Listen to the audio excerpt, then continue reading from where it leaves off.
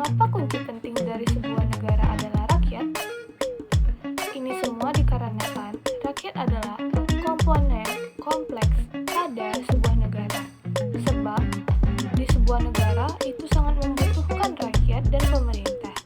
Namun seperti yang kita ketahui bahwa pemerintah itu berasal dari rakyat. Jadi itulah sebabnya mengapa dikatakan bahwa negara Indonesia adalah negara yang berdemokrasi.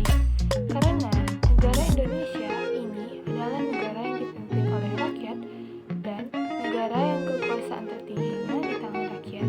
Jadi dapat disimpulkan bahwa negara yang menganut sistem pemerintahan demokrasi adalah negara yang kekuasaan tertingginya berada di tangan rakyat. Menurut Abraham Lincoln, secara substansial, demokrasi adalah suatu pemerintahan dari, oleh, dan untuk rakyatnya.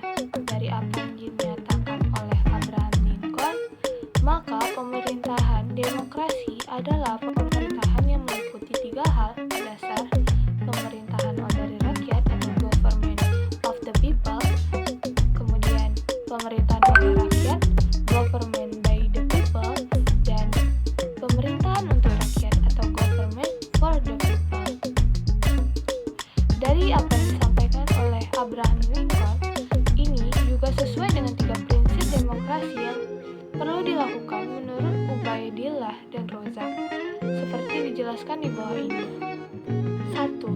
Pemerintahan dari rakyat atau government of the people. Rakyat merupakan salah satu elemen penting atau komponen bagi sebuah negara, karena tanpa rakyat maka sebuah negara tidak bisa dikatakan sebuah negara. Sebab syarat penting diakuinya sebuah negara sebagai negara adalah harus memiliki warga negara atau rakyat. Pemerintah itu dibangun dari rakyat. Mengapa pemerintah itu dibangun dari rakyat?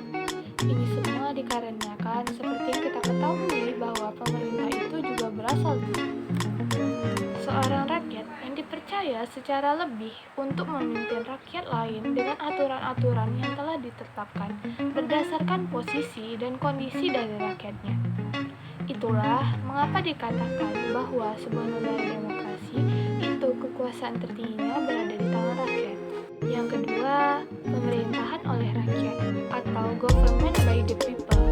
Pemerintahan oleh rakyat ini maksudnya adalah pemerintahan yang dilakukan oleh pemerintah atau pemimpin adalah sebuah pemerintahan yang mengatasnamakan rakyat, bukan mengatasnamakan pribadinya atau mengatasnamakan elit-elit politik atau birokrasi tertentu. 3. Pemerintahan untuk rakyat atau government for the people. Pemerintahan untuk rakyat maksudnya adalah segala sesuatu yang ada di sebuah negara, baik yang sudah ditetapkan atau belum ditetapkan, bahkan yang belum dibuat pun itu harus berdasarkan rakyat, karena salah satu syarat berdirinya negara adalah adanya rakyat.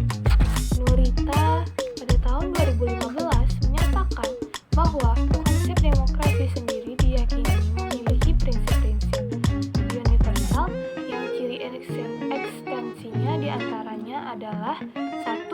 Kebebasan. Kebebasan yang baik adalah kebebasan yang di dalamnya terdapat peraturan-peraturan yang sesuai dengan norma dan hukum yang berlaku. Selain segala sesuatu yang ditetapkan itu berdasarkan rakyat. Ternyata demokrasi sendiri juga memiliki prinsip yang sangat dibutuhkan oleh rakyat di dalam sebuah negara, yaitu sebuah prinsip yang memberikan kebebasan kepada rakyatnya. Yang kedua, kesamaan. Demokrasi juga menghadirkan sebuah prinsip, yaitu prinsip kesamaan. Kesamaan yang dimaksud dalam demokrasi adalah negara yang menjalankan sistem demokrasi wajib memberikan kesamaan dan kesetaraan kepada setiap individu rakyat atau warga negara. Kemudian yang ketiga, kedaulatan suara mayoritas sebagai penentu keberadaan demokrasi itu. Dari pernyataan prinsip di atas dapat dijelaskan bahwa apabila suara mayoritas semua negara itu sudah berdaulat dan sudah diterima oleh setiap elemen yang ada di negara tersebut, maka negara tersebut bisa dikatakan sebagai negara yang sudah berdemokrasi. Sebab kedaulatan suara mayoritas di sebuah negara sebagai penentu demokrasi itu sendiri. Pembahasan mengenai prinsip juga dijelaskan oleh Rappard dalam Syamsiah pada tahun 2015 yang menyatakan bahwa prinsip demokrasi yang diambil negara-negara modern dari ajaran Aristoteles, yaitu semua manusia pada hakikatnya sama-sama memiliki kebebasan, maka manusia secara mutlak memiliki kesamaan hak dan kebebasan hanya dapat dinikmati oleh negara demokrasi. Dari pendapat Rappard di atas, dapat dijelaskan bahwa rakyat di dalam sebuah negara yang menganut sistem pemerintahan demokrasi berposisi yang sangat istimewa, karena semua yang ditetapkan di negara tersebut harus berlandaskan dari, oleh, dan untuk rakyat.